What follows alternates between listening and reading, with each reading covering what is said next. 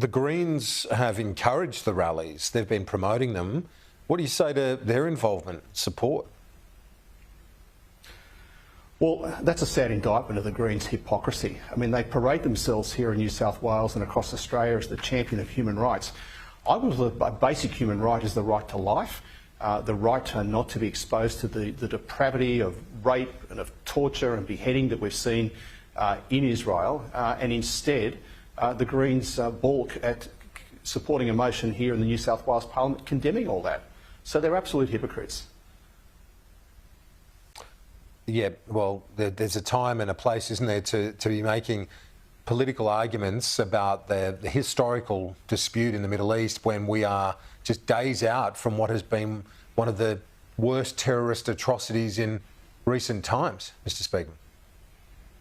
Exactly, and there can be legitimate debates about the long-term solutions in the Middle East and the origins of the conflict, but that does not excuse the barbarity, the depravity that we have seen in Israel last weekend with beheadings, with rape, with torture. It's just absolutely sickening. It defies comprehension that any human being could possibly do that to another human being. And yet we see the Greens here in New South Wales balk at a motion expressing sympathy and condemning that violence. Yeah, it's bizarre. Now, you're the member for Cronulla, and many of our viewers would remember the difficulty, the tensions, the tension around our social fabric around the Cronulla riots many years ago. I wonder, have you been thinking about that in terms of this event and the prospect of various parts of the Sydney and New South Wales community being strained once more in the face of what is a shocking event in the Middle East? Well, I think it's incumbent on all public leaders here in New South Wales to bring communities together, to make sure that tensions aren't inflamed any more than they may be at the moment. Certainly on the 10th anniversary of that riot, the police were very effective in diffusing the situation there. There wasn't a repeat of that. And it just defies comprehension that what happened at the Opera House on Monday night couldn't have been prevented. When the police minister knew that the mob intended to go to the Opera House, the rally at Town Hall had been well publicised on social media. The Greens were out there promoting attendance at that rally.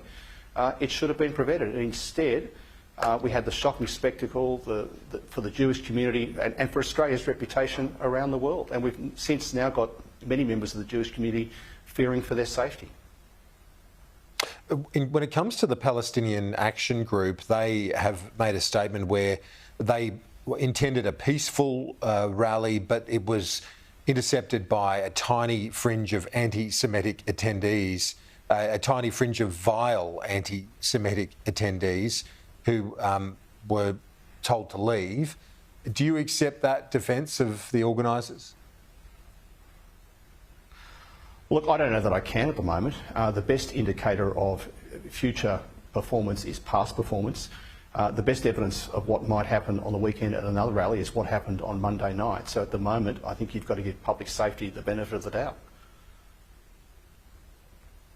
Mark Speakman, New South Wales Opposition Leader, appreciate it. We'll talk to you soon. Thank you, Kieran.